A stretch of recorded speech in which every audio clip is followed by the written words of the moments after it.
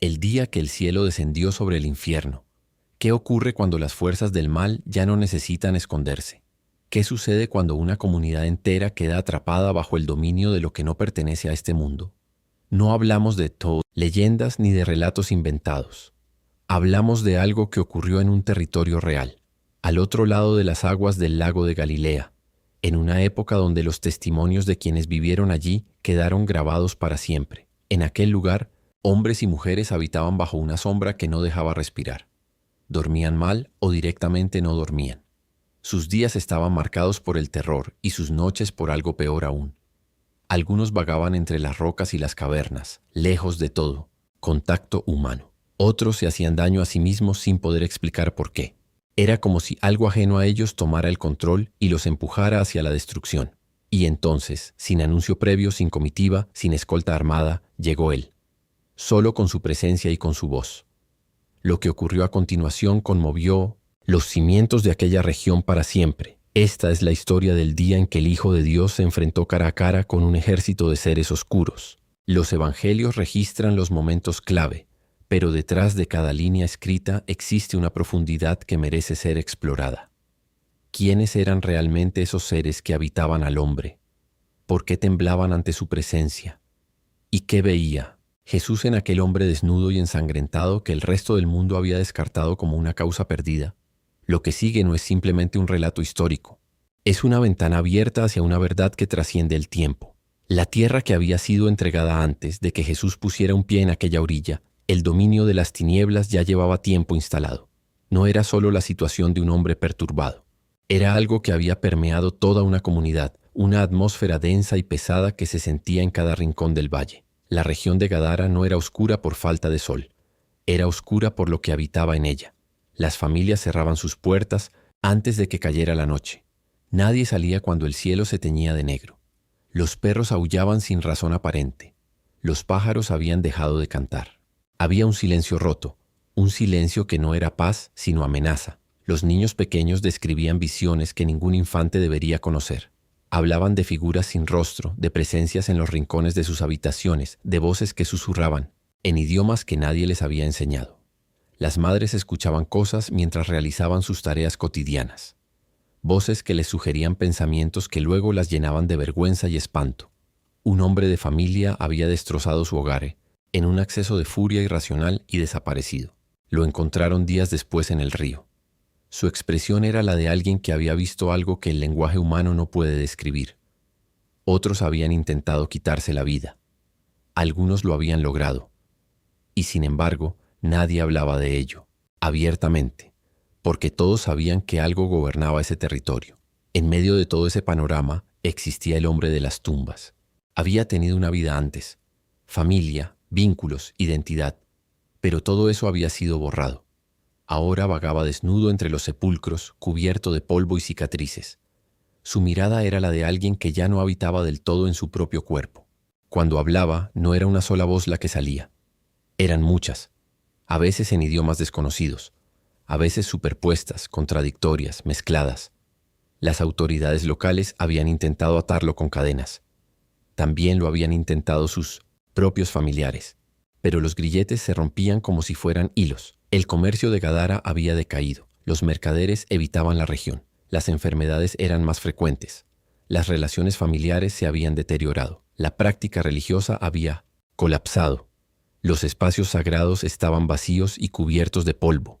Un anciano sacerdote que todavía se aferraba a su fe decía que aquella tierra estaba bajo una maldición y que solo la intervención del Santo de Dios podría revertirlo. La gente se burlaba en público. En privado muchos deseaban que tuviera razón. La tormenta que intentó detenerlo el cruce del lago no fue tranquilo. Aquella noche el agua se convirtió en un campo de batalla. Las olas alcanzaban alturas peligrosas. El viento rugía con una violencia que los pescadores veteranos entre los discípulos no habían visto antes. Había algo diferente en aquella tormenta. Una intencionalidad, una furia con dirección. Los discípulos estaban convencidos de que iban a morir. Se aferraban a los costados de la embarcación, gritaban. Y Jesús dormía. Dormía con la tranquilidad de alguien que sabe exactamente cuánto puede alcanzarle el agua, porque él conocía los límites del mar mejor que el mar mismo. Lo despertaron con desesperación.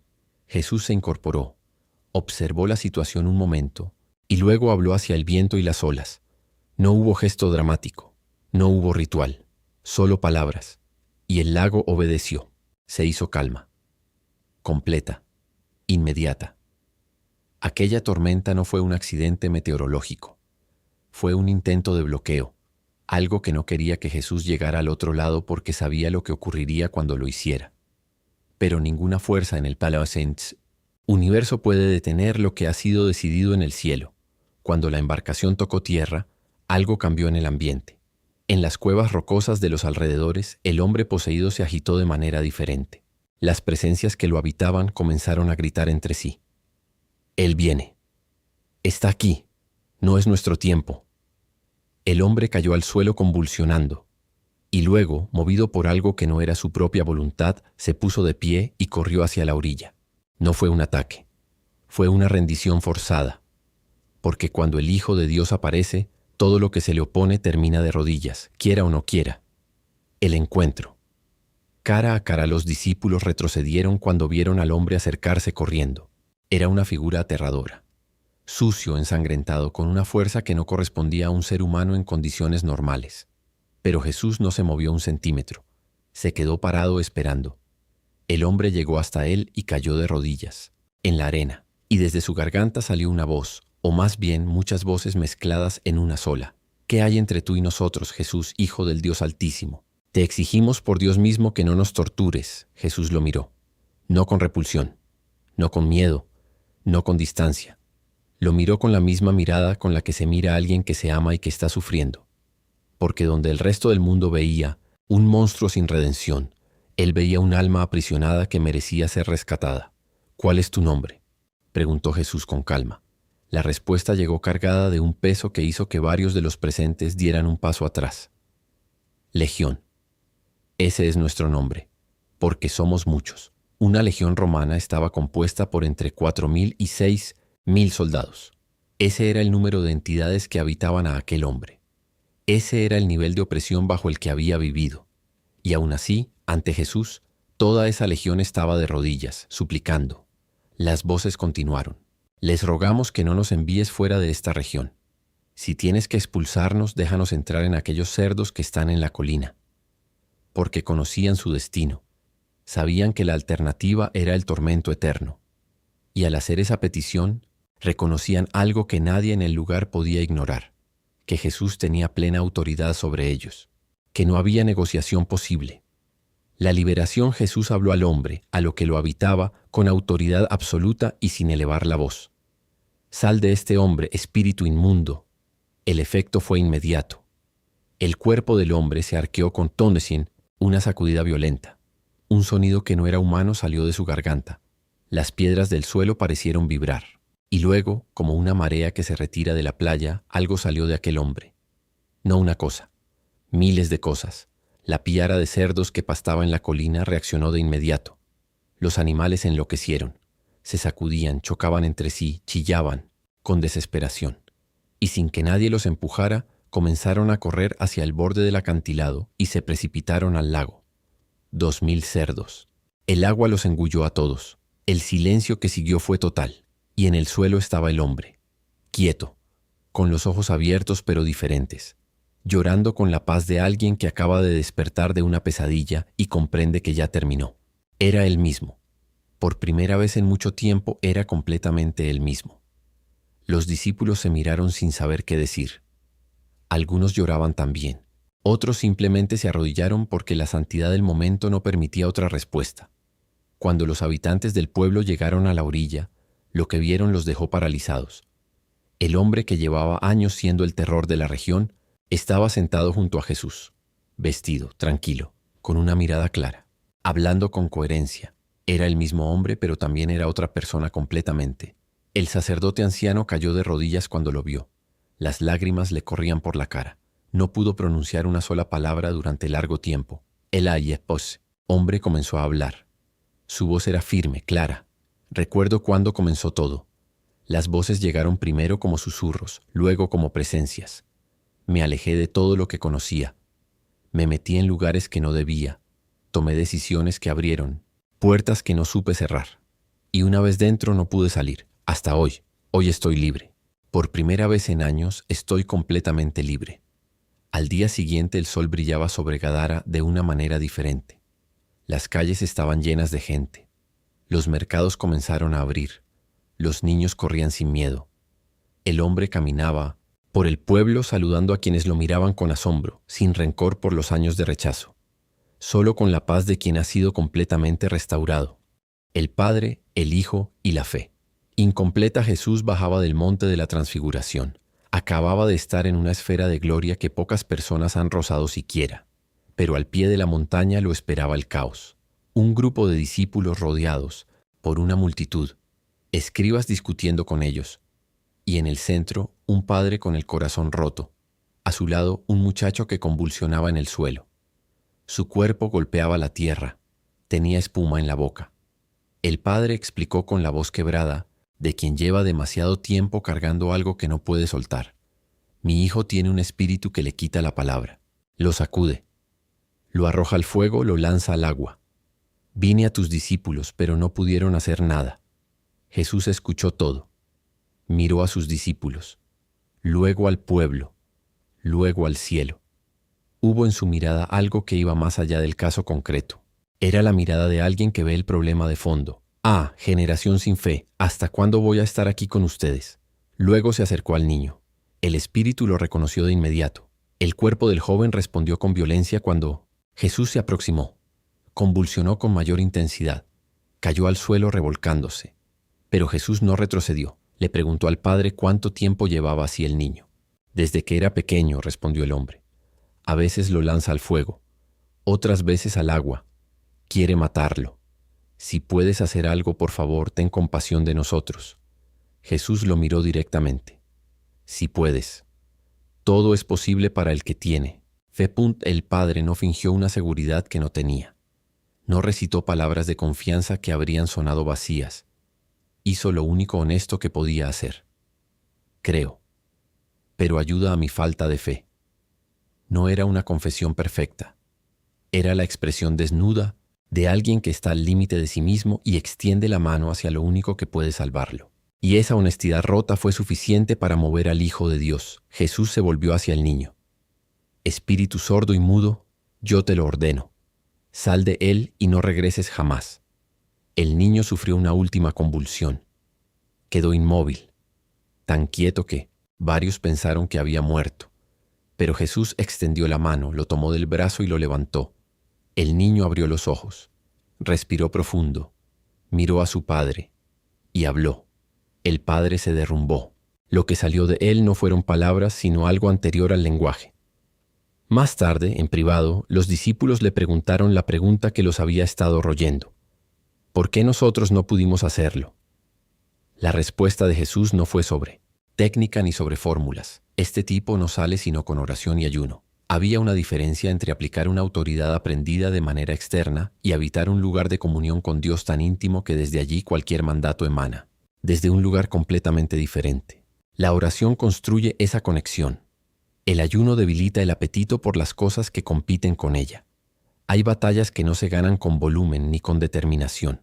Se ganan desde un lugar interior que solo se cultiva en silencio y en entrega total al Padre. La madre extranjera y la fe sin fronteras. Jesús se dirigió en algún momento hacia la región de Tiro y Sidón. Era territorio gentil. Quería pasar inadvertido.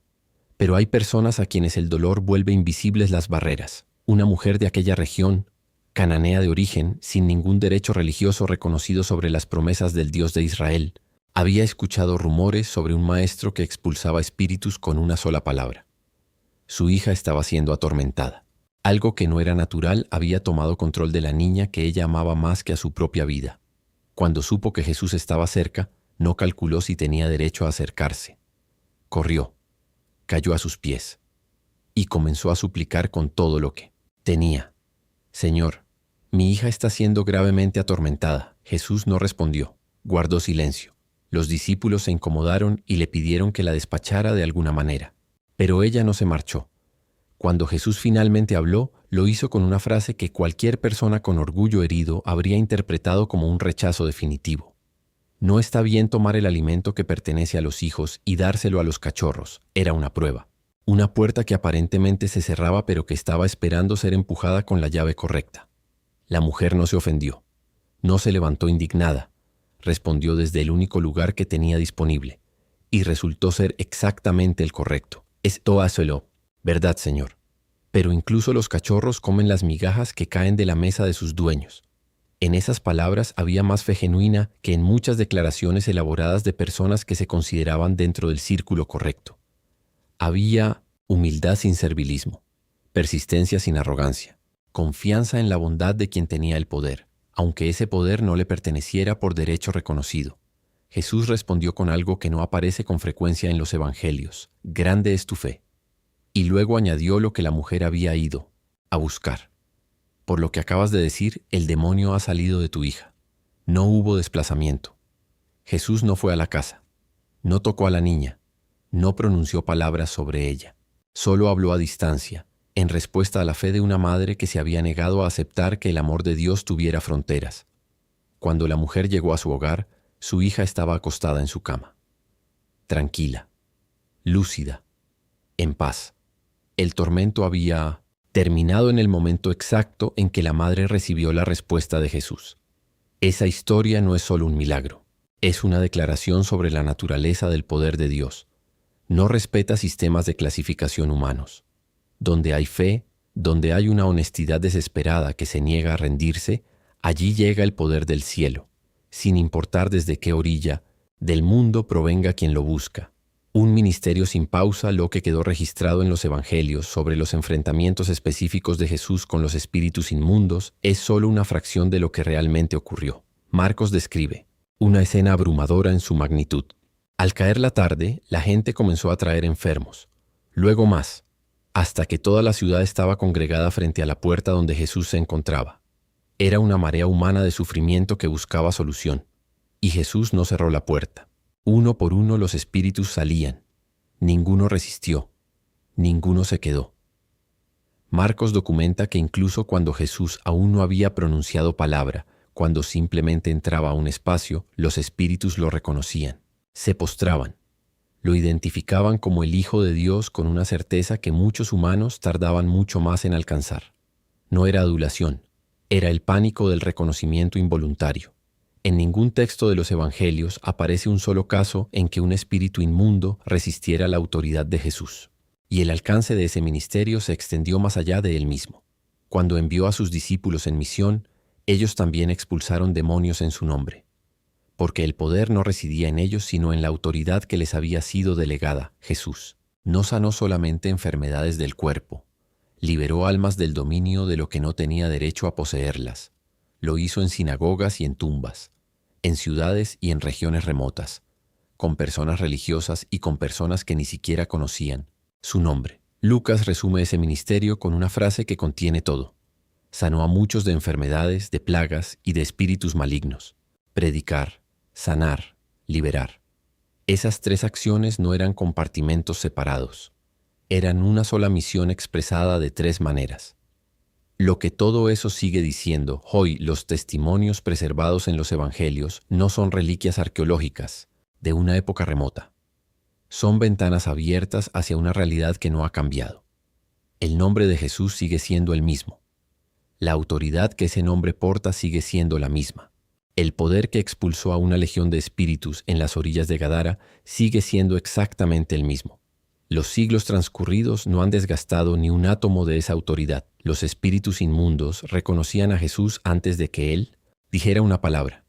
Caían de rodillas, suplicaban, declaraban su identidad con una urgencia que provenía del terror. No porque estuvieran siendo amables, sino porque no tenían alternativa frente a una realidad que los superaba absolutamente. Si un hombre habitado por miles de entidades oscuras pudo ser completamente restaurado, no quedan argumentos válidos para sostener que cualquier situación humana sea definitivamente irremediable. Si una madre extranjera, sin ningún derecho religioso reconocido, recibió la liberación de su hija a través de una fe que no se rindió, entonces los muros que los sistemas humanos levantan entre el poder de Dios y quienes lo necesitan no tienen ninguna solidez real. Si el padre de un niño atormentado pudo decir honestamente, creo, pero ayuda a mi incredulidad, y esa honestidad rota fue suficiente para mover a Jesús a actuar, Entonces la fe no requiere ser perfecta para ser efectiva. Requiere ser real. La pregunta que esos textos hacen al lector de cualquier época no es arqueológica ni académica. Es personal. ¿Qué está ocurriendo en tu vida que necesita esa misma intervención? ¿Qué situación que parece irreversible está esperando ser confrontada por una autoridad que no conoce los límites que los seres humanos le imponemos? El infierno retrocedió frente a Jesús en las costas de Gadara. Retrocedió en una sinagoga de Cafarnaúm. Retrocedió al pie de una montaña en Galilea. Retrocedió en una casa donde una niña fue liberada mientras su madre todavía estaba de camino. Eso no fue una característica exclusiva de aquel siglo. Fue la demostración de algo eterno. Que donde hay tormento hay un nombre que tiene autoridad sobre él. Que donde hay cadenas hay alguien que ya demostró que las cadenas no lo detienen. Ese nombre es Jesús. Y sigue siendo el mismo ayer, hoy y siempre.